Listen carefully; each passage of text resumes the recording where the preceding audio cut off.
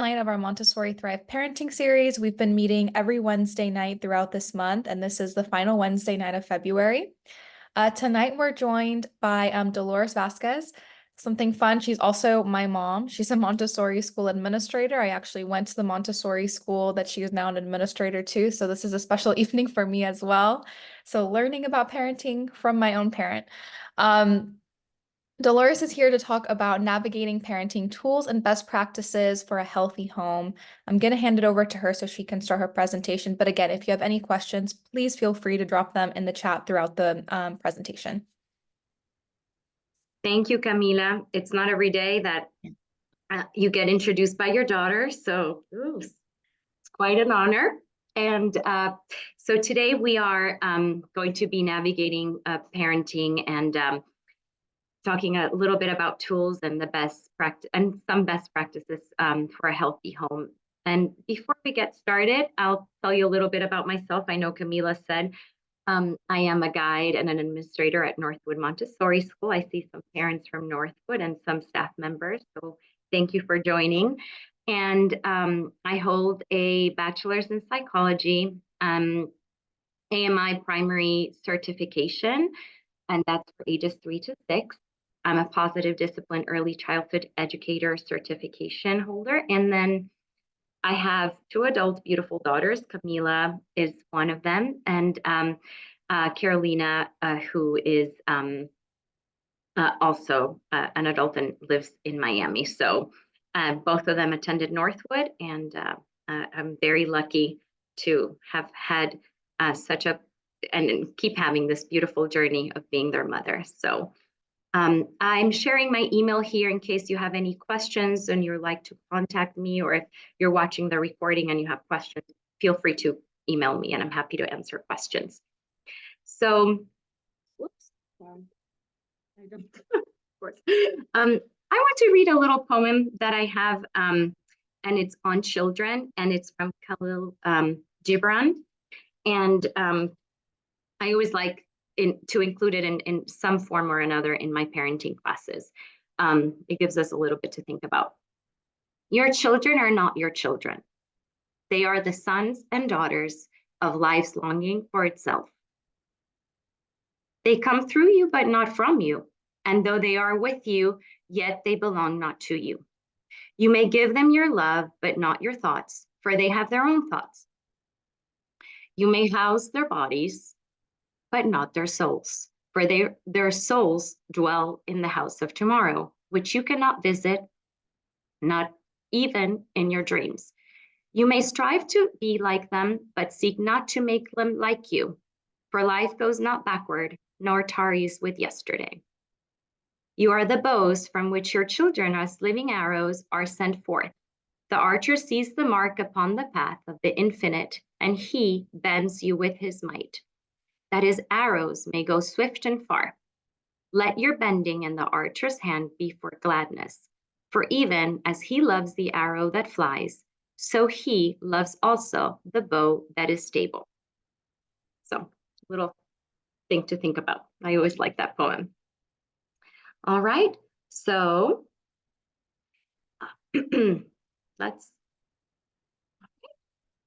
So every human child has a desire to belong. So, and his security or lack of security depends upon his feeling in the family group, in how they belong within the family group. And children, as Maria Montessori wrote extensively about, have an absorbent mind. They're excellent observers of their environment. And each child forms their own observations of their surrounding environment. And his successes or her successes, and they draw conclusions of how they belong from their observations. These conclusions, however, can be wrong. So it's important to be an observer in these with our children. So understanding the child will help us be a little bit of better observers. there are three factors that affect the development of a child's personality. The first one being the family atmosphere. And I added a quote here from Rudolf Dreikers. And he says, in his relationship with his parents, the child experiences society at large. So we're the first experience that the child has from the outside world. We're their world, right? When they first come, when they're first born. So they're going to learn and make inferences from that, what that surrounds them. So the parents are the ones who establish the definite family atmosphere. And it is through that that the child experiences the economic, racial, religious, social influences of his environment. And the child, and Maria Montessori said this as well, absorbs the culture that they are born into, that surrounds them. They will absorb the family values, mores, and conventions, right? So the relationship between the parents also sets the relationship within the family. So how parents treat each other also affects the family atmosphere and dynamic. The other aspect is the family constellation. And this is the characteristic relationship of each member of the family to each other. So just like the stars have their own constellation, each family has their own constellation. And it's its unique configuration. So when we first have a husband and a wife, those are the roles, husband and wife. They become parents, and the role of the wife changes into the role of the mother. The role of the husband changes into the role of the father. And now there is a baby. And this baby is in the receiving end, right? Parents are doing for them. As the family grows, the position of the constellation also changes. And that baby who was only who was by themselves at their receiving end finds themselves, the dethroned king sort of thing that we call. And they have to find a new place amongst that constellation when the new baby arrives. And the new baby also will find his or her place within that family constellation. A third baby is born, and so on and so forth. It always changes and evolves again with that new member of the family. The child finds his or her place in her own way, in his own way. However, these early deductions that the child makes based on that family constellation lead to lifelong lasting impressions. So it's very important to be aware of what those are. And sometimes it's difficult to know too, but that's why observations is always a good way. And there's we can go a lot more in depth, but it's important to know that that's what is affecting your child's development. And the other third factor is the prevalent methods of training. So what you are doing at home, what type of limits you're setting, the boundaries, and how your child responds to that. One of the things that we want to go back to the family constellation for is, if you have siblings or you grew up in a family with siblings, you know that the grass is always greener on the other side kind of thing. So that also impacts your perception. That's the perception of each family member in their constellation. So these are some questions to ask ourselves as parents, right? How has our child dealt with his or her inner environment when the child is born? They have this environment, they're growing, their environment is okay. They're learning how to move, they're learning about their own body, and then the outer environment comes a part of that as well. What compensations or even overcompensations has he or she developed? if a child may, they're born with some kind of difficulty or health issue, they may have some overcompensation, or because of the way we reacted or were around them, they may have developed some overcompensations. Or so we want to be aware of those. What impressions has he or she gathered from his or her observations? And like, again, a child will observe their environment, make their assumptions. Children are amazing observers. However, their assumptions may not always be correct, and they can be mistaken. And that's how we have then the mistaken beliefs or the mistaken goals that I will talk about in a little bit. And what is his or her place in the family constellation, and what does it mean to him or her? So, having said that, we always want to encourage our children, right? And I need to talk a little bit about encouragement. And what is encouragement? Encouragement is a continuous process aimed at giving the child a sense of self-respect and a sense of accomplishment. And there's another quote from Rudolf Dreikurs, and a lot of this is from Rudolf Dreikurs. So there's a couple of quotes from him. And he said, a misbehaving child is a discouraged child. So that can answer many questions for us, right? Then when our child is misbehaving, we can ask ourselves, what is going on? What are they trying to tell us? Something is the matter. They're needing something. They just don't know how to communicate it. So sometimes when we try to encourage our children, we may use words that we think are encouraging, but really may not be so encouraging. So we just need to make sure that our judgment or our value judgment or our opinion are not placed upon those comments. And too often we do make comments in a praising manner, like, what a beautiful painting. I love that. It's so beautiful. You're putting a value judgment on that. And such comments express our values and opinions rather than help their children believe in themselves. So, and this is probably one of the most common that I see with parents.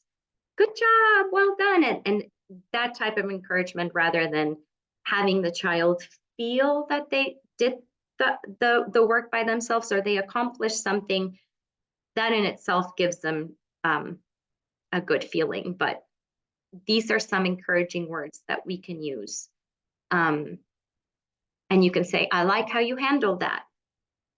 I am glad you are learning. You enjoy learning. How do you feel about it? Sometimes a child will come to my classroom and say, do you like my drawing? I said, how do you feel about it? What do you think about it? They drew it. They did it for themselves. Phrases that show confidence. You will make it. You will make it across those hand over hand bars. You will figure it out. That is a rough one, but I'm sure you will figure it out. Some phrases that focus on contributions, assets, and appreciation. Thank you. That helped me a lot. And these will go a long way.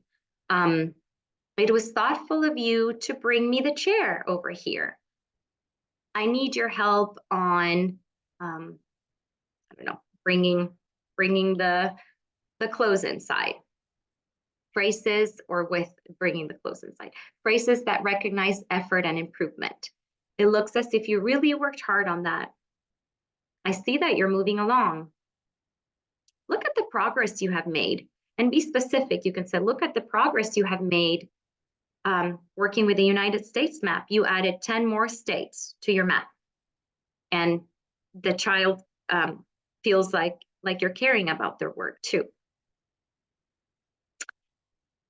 So the messages we give children sometimes can be discouraging without even realizing it. So we can be encouraging and then putting our opinions on it or our value judgment on it, but we can also make discouraging comments without realizing, just an everyday thing. However, over time, these discouraging messages can have a cumulative disheartening effect.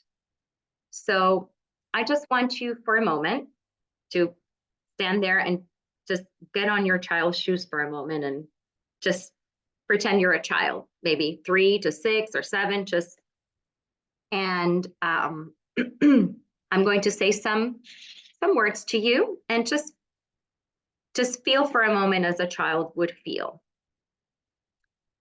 Be careful. Be quiet. Be nice. Be good. Big girl. Be a big boy. Don't cry. So think for a moment, and some of you may not use these, but some of you sometimes they do slip out, So think for a moment in your child's shoes, how those words make you feel. So this is basically what we're telling our children. Be careful. The world is a scary place. Be quiet. Don't express yourself. Be nice. You are not usually a nice person. Be good. I can't trust your goodness. Be a big boy or girl. You will not be good enough until you are older. Don't cry. Don't express your emotions. How many times, I remember when my girls were little or things, you would say, be good when they get off the car to go to school, be good. So instead we can say, have a great day. Enjoy your school day, enjoy your friends, enjoy your work. So words have a lot of weight sometimes. Taking time for training is huge. I think this is where a lot of the times we can avoid many issues. And taking that time will pay off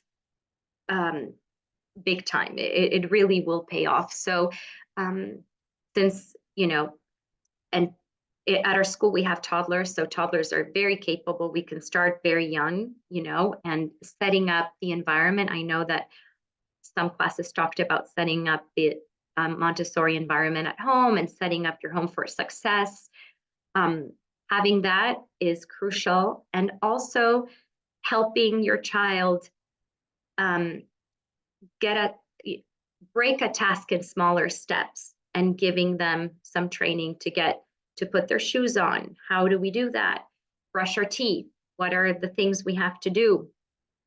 When we're in the classroom as guides, every child gets a lesson before they can do the work.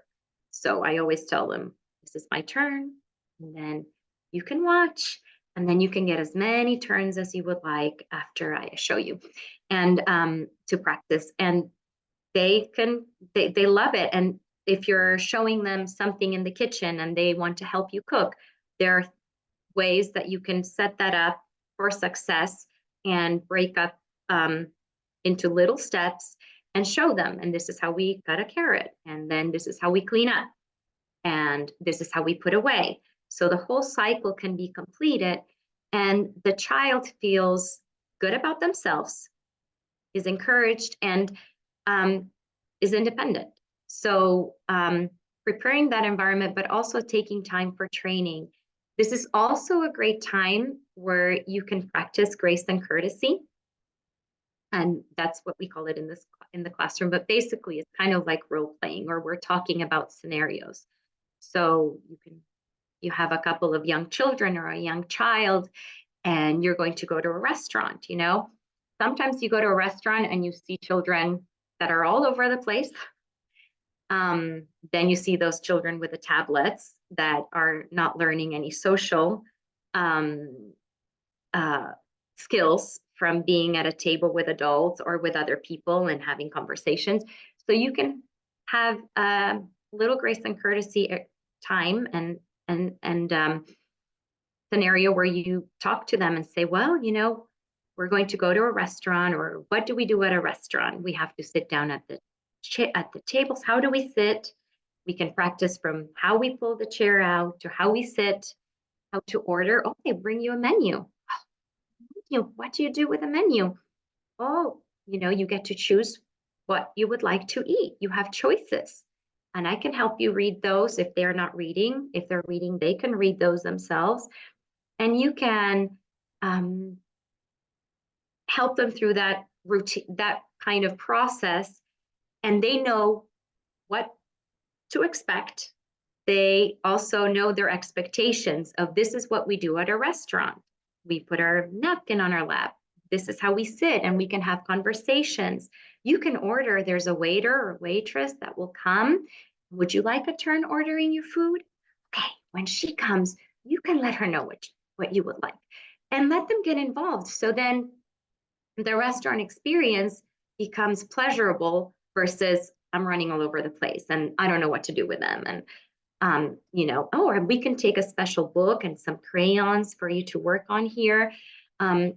So all that does when you take time for training is that it sets up their expectations and your expectations as well. The same goes for when you go to a party. So when two people are having a conversation, what do you do? When, and you need to say something, you need to wait until they're finished, and you can play the scenario with them, and they love role playing. That's probably one of their favorite things in our classroom when we do it. And I know they will love it too. And even if you just have one toddler, you can still do it with them. Say, let's pretend. And they love that. So taking time for training will be a great payoff in the end. The other thing that is important is to recognize the 4 mistaken goals.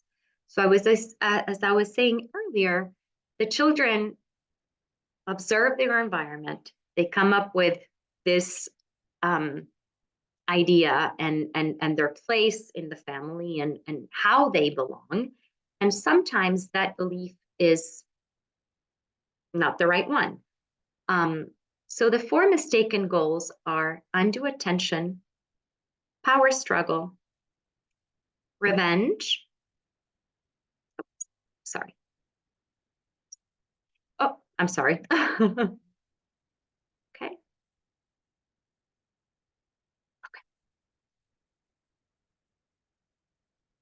Sorry.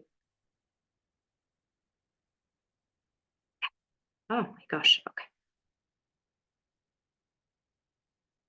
Let me go here.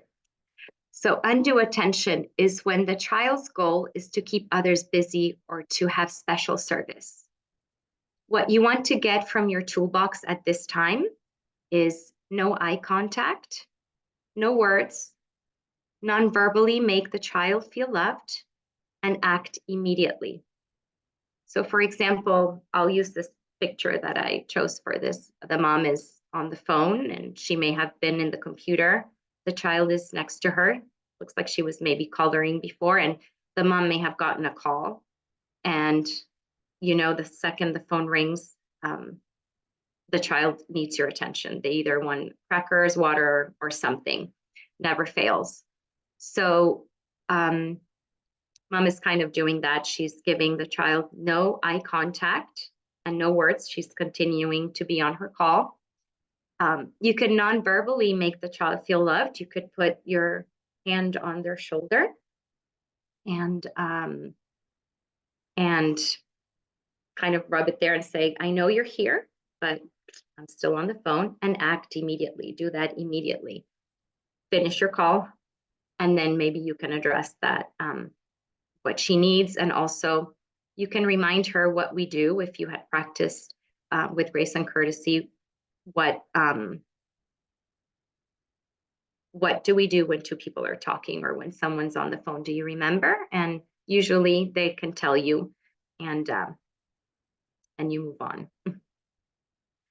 If your child if your child is acting like a boss, your child wants to be a boss, you are in a power struggle. And the first thing that I will say for a power struggle is to sidestep it. You will never win a power struggle with your child. So just sidestep it and give choices and not orders, and create a win-win situation. So, and that's what choices do. It's kind of keeping calm and giving choices, and staying firm as well, but just calm helps. And give the child useful ways to feel powerful. And we'll go more over these.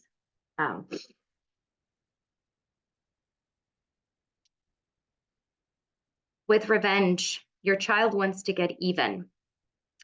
And this is harder than power struggle and undue attention. Revenge and avoidance or assume inadequacy is a little bit more challenging, but what you want to get from your toolbox in this case is don't hurt back, no matter how hurt you are, because you may feel hurt in this case. Reestablish the relationship. Use consequences that the child will enjoy, and get close. Use friendly eye contact. Avoidance or assumed inadequacy. The child gives up and wants to be left alone. This is when you would hear, I can't do it, I can't. That would be an example of avoidance. What you want to use from your toolbox here is don't coax or show pity. Arrange small successes for the child. Leave them with the problem, and find situations to help the child feel valuable.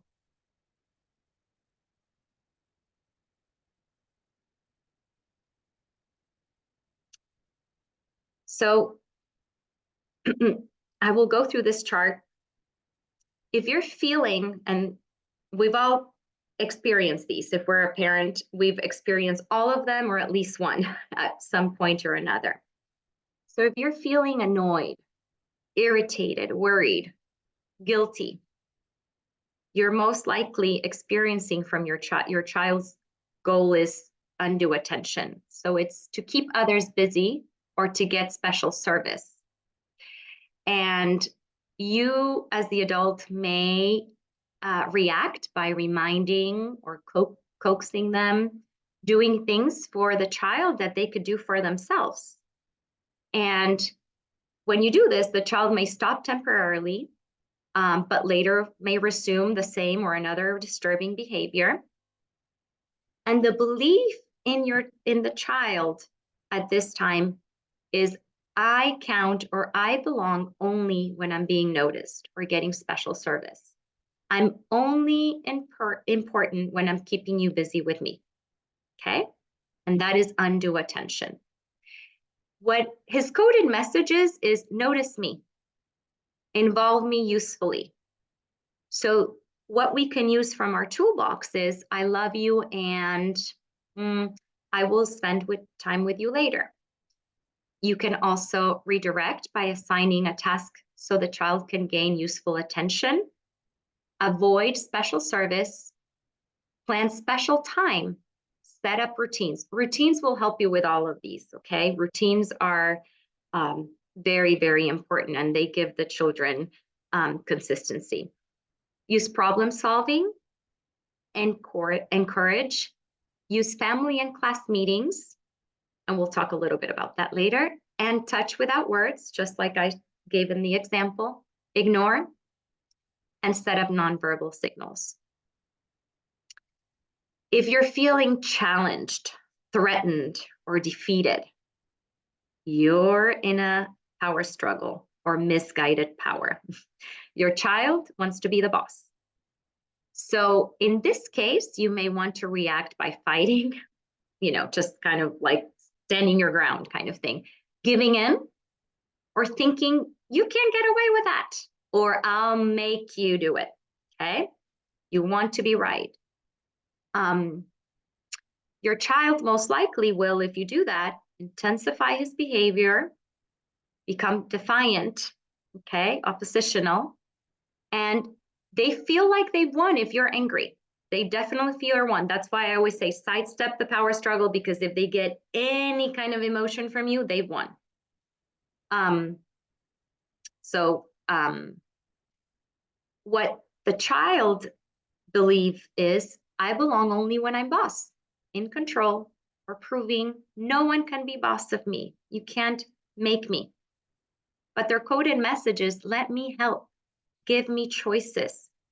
So what we can do from our toolbox is to redirect to positive power by asking for help, offer choices, limited choices, always limited choices. Don't fight and don't give in. Withdraw from conflict, be firm and kind. Firm and kind goes a long way. Act, don't talk. Decide what you will do, and let routines be the boss. Leave and calm down if you're really upset. If this is leave and calm down, that's okay to do. Develop mutual respect. Set a few reasonable limits. Practice follow through. Encourage and use family class meetings. And schedule a special time. Notice that the schedule of special time is kind of coming up in all of them. Those are very useful times.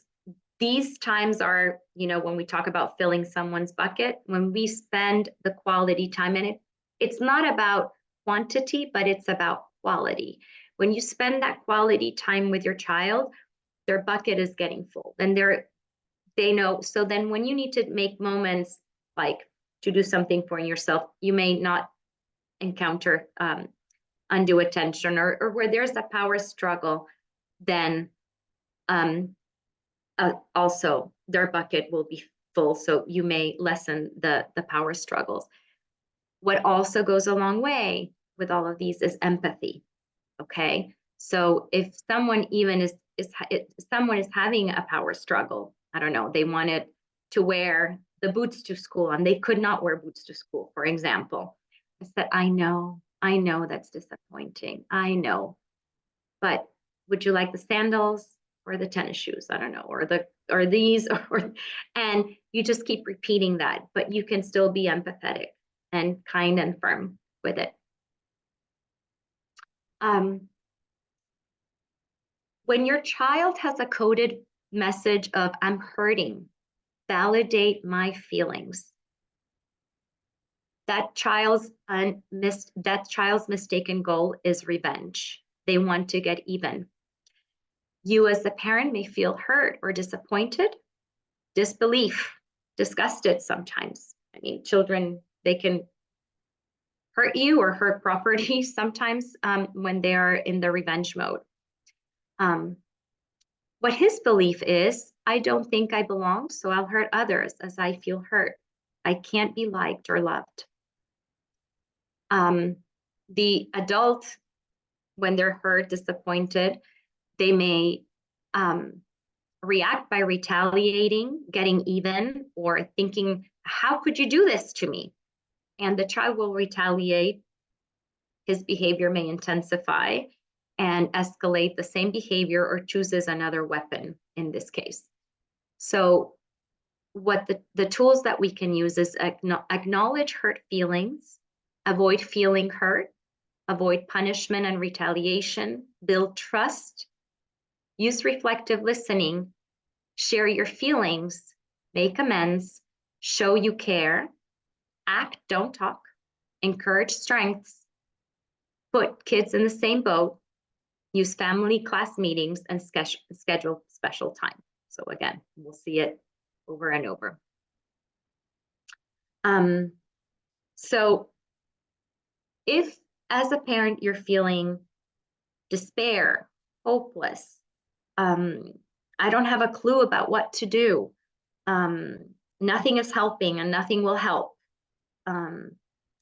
most likely it is you're in the avoidance stage, or your child is avoidance, mistaken goal, or assumed inadequacy.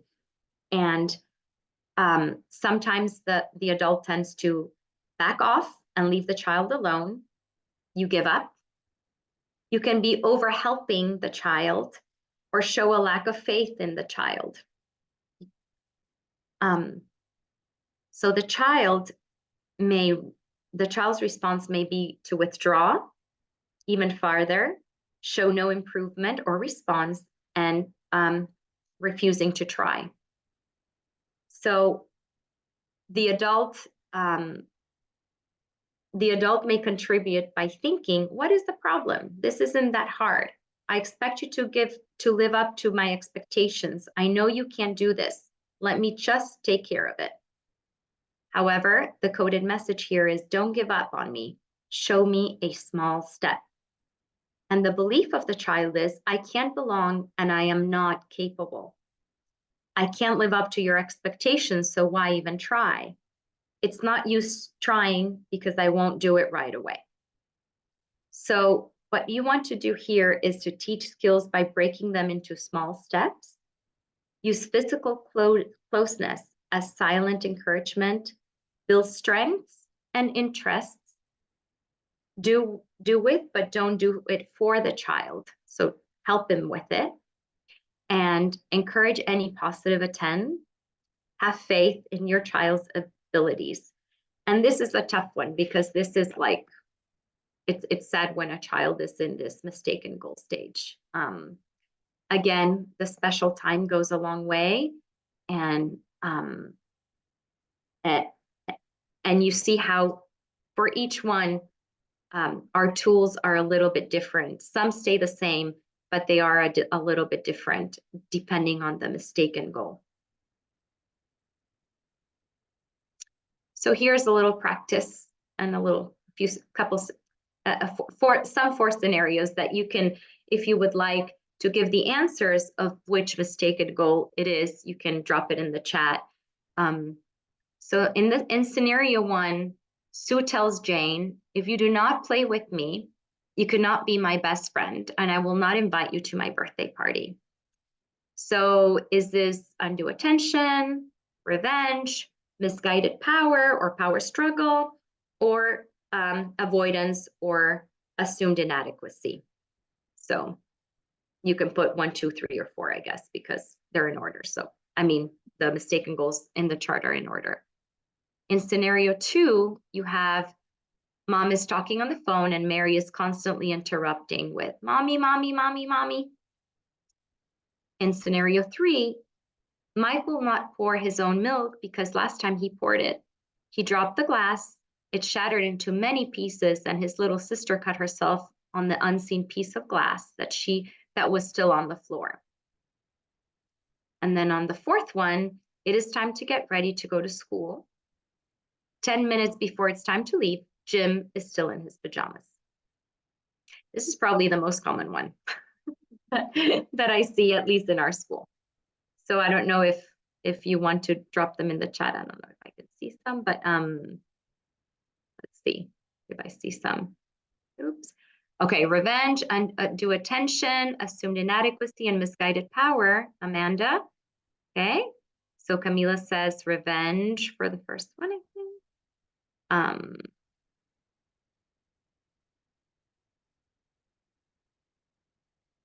Okay. Revenge. So this one is revenge, yes. Undue attention, you got it. Thank you, Amanda.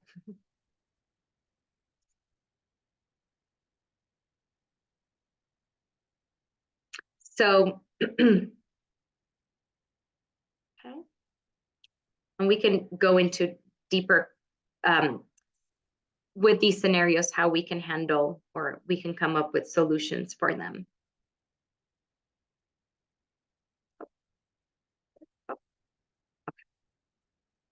So let's remember that we are the role models, and our children are absorbing everything we do more than what we say. Words are powerful, but also our actions are very powerful. So in order to be good role models, remember to take care of yourself. We cannot take care of others if we're not taken care of, right? And be patient with yourself and others. Parenting is challenging. every day is different, and some days are more difficult than others, and we will make mistakes. Know that mistakes is how we learn, and speaking to your child and respectfully and saying, I made a mistake, mommy made a mistake, I didn't mean to do this, or I spoke to you this way. That is absolutely fine, and children understand. And I think in a respectful relationship, being able to do that and to talk to them and be able to apologize if we made a mistake is always good. And we're actually teaching our children to do the same. Making changes takes time. So your child may act out during this time if you're using new parenting methods or some new skills that you want to practice. I can share my own personal story. Camila can attest to it. When I started at Northwood, I first started as a parent more than 17 years ago, before I started work there. And they were offering a parenting class that I took. And of course, I'm very excited reading the book and very learning new skills. And for Camila, who's my first child, I got very excited and tried to do maybe too many changes at once. And it was probably very difficult on her. So I'm sorry about that. But and children will react. So doing one at a time and a couple at a time, and introducing them at family meetings is a great way to do it. And letting children know what is expected of them. So in a family meeting, this is the perfect time to do it. And you can just be very simple and just say, oh, our family now is going to have this guideline. What do you think about it? And why do you think we're doing this? And as they get older, they can also have more input in that. And they can share some really interesting ideas as well. Help your child be independent, and which of course, I wrote a quote from Maria Montessori here. Never help a child with a task at which he feels he can succeed. If you have a toddler, I want to do it myself. I want to do it myself. So in that part of take time for training, making those little steps and your environment ready and prepared for your child to be able to be independent makes a big difference. And consistency and limits is a very important part to have a balanced and successful home environment with children. Staying consistent and setting clear, loving, but firm boundaries with your children will lead to a more harmonious home environment. And kind and firmness is key. Children do need boundaries, and limits are important. And so knowing how and when to set those helps not only your family, but them as well, because they'll know also how to set boundaries for themselves at school or when they're outside of your home. And that's very important. So with that, I will say thank you and leave a few minutes questions and open up for any questions. Or I don't know if there were any. I don't think I didn't see any questions in the chat, but I'm happy to answer Thank you. questions. Yeah, Hi, Dolores, Len. that was great. I was wondering, hi. I was wondering if the 4 different scenarios that you put up on the screen, can we look at that again? And maybe you can talk like about Sure. some of the strategies, like with Sure. the chart, here. Yes. Great. Thank you. So, okay. So here is, well, this is between 2 friends. But let's say that your child says that to you, right? So I'm going to let's do this exercise kind of together. We're going to go read the scenario. And so what mistaken goal is it? Revenge. Revenge, right? Yeah, So revenge. let's go here to revenge, right? So using the mistaken goal chart, what would you use from the toolbox here? Acknowledge hurt feelings, right? So let's go back, or avoid feeling hurt, avoid punishment and retaliation, build trust, use reflective listening. So we go here. So here it is. If you don't play with me, you cannot be my best friend, and I will not invite you to my birthday party. So what could you use, or we're gonna do it together, or what could you say from the mistaken chart here? Let's see, let's go again. So we want to acknowledge the hurt feelings, right? So we can say, it sounds like, or I'm noticing, that you want to play with your friend Jane. I guess that's Right. one thing. Yeah. And I don't know, I guess you could say, I don't know how, I'm struggling with this one a little bit. Yeah. I would love to hear So this. This I is think you're hard. struggling because it's set in a child to child. So Yeah, let's it's like say, it's like how would you facilitate it? Like if right, these are two right. kids in your class So and they if don't children want are to like play that, with I each would say, other. I Yeah. noticed that you, like you said, acknowledge their feeling, right? Their feelings, and say, I noticed, I can see that you're upset that, you know, Jane doesn't want to play with you. And that hurts you. How does that make you feel? And they usually do express it, and they say that I see. And then if it were in my classroom, then I would say, oh, Sue, she's hurt that you don't want to play with her. And Jane, is there something that you would like to say to her, or kind of like open up a dialogue between them? But mainly I would just be empathetic and say, I know, because Sue doesn't want to play, and I'm not going to force Sue to play with Jane. And sometimes it's okay. And I say, but I may ask them, are you still friends? And I will talk about, you can still be friends and not play together all the time. Yeah. So we'll say like, yeah, everyone, like, it depends on what it is, but like if it's a scenario where like there's enough space for like more children to sit together, I guess we would say like, oh, we have room for more friends to join us. And we could say we can make choices to play, right now you might not want to play, but maybe later we'll try again, something like that too. In this scenario, because this has happened, and like that, this is the biggest thing that children say, you're not invited.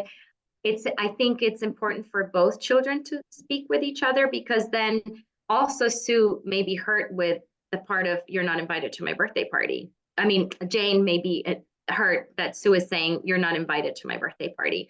So Jane can express that as well, and they can kind of talk it out. And I'm just there kind of like facilitating, or say, Jane, is there something else? Sue, is there something else? But if it's your child telling you something, right?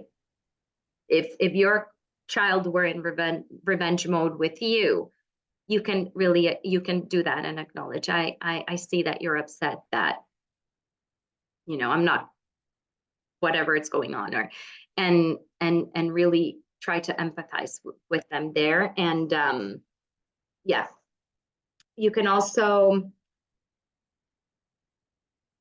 just be close to them in a silent way, when they are in revenge mode.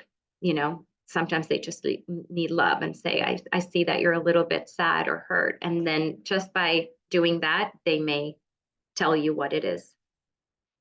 In the scenario 2,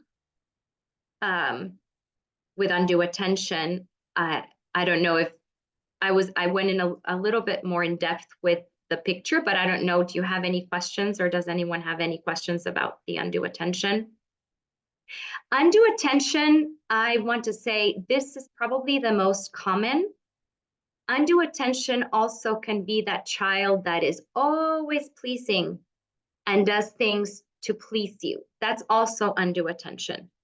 So look how beautiful I made this, Mom. Look how beautiful I set the table. Look at that. That's also undue attention. Undue attention is not necessarily, when they're interrupting you annoyingly. It's also when they're trying to be sweet and kind. That's also undue attention. And this is what we must look here. I think it's important to kind of go back to and think about is that misguided, what the child is thinking is, I don't belong unless I'm being paid attention to. So that one, when I do think it's the most common, it happens in my classroom a lot as well. And so if there's any more questions about that, I can go deeper with that one. But Mike will not pour his own milk. So scenario 3 was avoidance, right? Avoidance. So does anybody, avoidance. Mike will not pour his own milk because last time he poured it, and he dropped it. And so he doesn't, it's like that, I can't do it. I'm not going to even try. So with this one, I would just kind of have faith and say, and kind of maybe break it into steps and help him. He probably feels awful because his sister got hurt, but I would put that trust in him and trust him again with a glass, and mistakes happen. I think the family meetings are important because you can address things that have happened, not directly on that day, or that maybe if you do it once a week, that things that happen that week, and kind of address them, how we can handle that situation. So in scenario 4, it's a power struggle. So this happens quite a bit. I think this is, your child is in pajamas and they're busy playing with something and it's time to go to school and they're still in pajamas. So do you have a question about this, or does someone have an idea on how to deal with this one? Maybe someone can share. I think about how you said give choices. So, our time to leave is in 10 minutes. You can start by putting your shoes or your shirt on, but we need to be out the door by 10 minutes. And we need to be, yes, and we need to be out the door in 10 minutes, right? Yes. And remember, with power struggles, you want to follow through. If in 10 minutes the child is still doing, so then you just use no words and just, I see that you're not, and just, we could go. Children have arrived at my school with pajamas, and that's okay. They change very quickly once they're there. So that's okay. But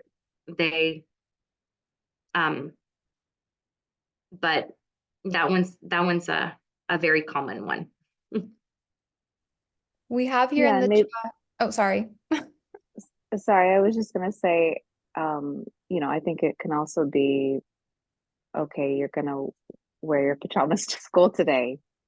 That can be their choice in a way. It's like, well, if you're not going to change in time, then that's something that, you're making that decision, and I'm not, this isn't, in other words, at least for me, that's not one I'm gonna, there's a lot of other priorities in the morning than making sure they're wearing the perfect outfit. So I guess I would probably just let them wear their pajamas. Oh, sure. Absolutely, Brooke. Yes. So I see. Yes, you made that choice. Like you said, you made the choice to wear pajamas to school today. It'll be comfortable.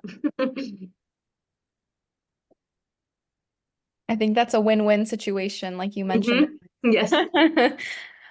We have here in the chat a question from Stacy, who asks, can you help with setting guidelines for TV time?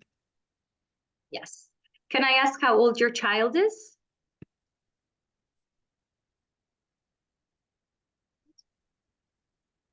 Toddler. Okay. Okay. I would try to limit very much the screen time. And if if you need to have some TV time, I would just, I would just kind of say, this is how much we could do it. A toddler, They there's also said here, sorry, there, 4 years old as well. 4 years 4 years old. old as well. They have a timer. It's a very visual timer in Amazon where you can, it's kind of like a fraction, right? So it turns all red when you put it on, and then the child can see the red kind of going away. And I would, in my family meeting, or kind of set that expectation rule. And I always, when my girls started, in our family, this is what we do. Because every family is a different world and they have different, and they would go to somebody's house and they would say, why can they do this? And it's in our family, this is how we do things, or this is what we do. And you can set it in your family meeting, certainly for a 4-year-old. And if you have a toddler, I mean, you can just let them know, and this is how much you can set the timer there. And then when the timer rings, then that screen time is over and that's it. And I would do it at a time that is not close to bedtime, because screens kind of interfere with sleep, and it will be harder for you to do the nighttime routine with a screen. And I would strongly suggest for toddlers to really, really limit that screen time, because what they do need is they need, the screen is just a one-way feed. It's really, they're just not processing fast enough what they're seeing. It's just very passive. And a toddler is better off using their energy moving and touching real things and being outside or even inside with their toys, or even with Play-Doh, and that will help. So I hope that answered. In the comments here, I think this is in agreement with what you were saying about the visual timer, the colored sand timers. And then Lonnie said I would use a visual schedule and timer for TV as well. Any other questions for Dolores before we wrap up? I know she shared her email earlier in the presentation, and this recording will be available tomorrow. So please reach out to your schools, or myself or Dolores for the recording. We'll share that tomorrow for anyone who missed it or wants to watch it back and take notes. I also see in the comments that Lonnie also shared a link to the mistaken goals chart. If you Google mistaken goals chart, it's very, it's very common now to see this. I think Positive Discipline is having a moment, which is great to see it being spread about. So you can always access that resource if you need to remind yourself about the mistaken goals. All right. You're getting a lot of thank yous, Dolores, for Thank you very presenting. much for taking time from your evening. I know it's busy with children, so. And it was certainly a great way to wrap up this series. It's been a great month of learning. Our next parenting series will be in October. So, we look forward to seeing you back in the future. If the parents are going to be returning again, that's great. And thank you so much, Dolores, for taking your time to put this presentation together, and the parents who joined today and sacrificed an hour of their time to come and learn about parenting. Says a lot about you and all the effort you're putting towards making your home a healthier and happier place. So amazing. Everyone take care and have a great rest of your evening. Thank you so much. Thank you.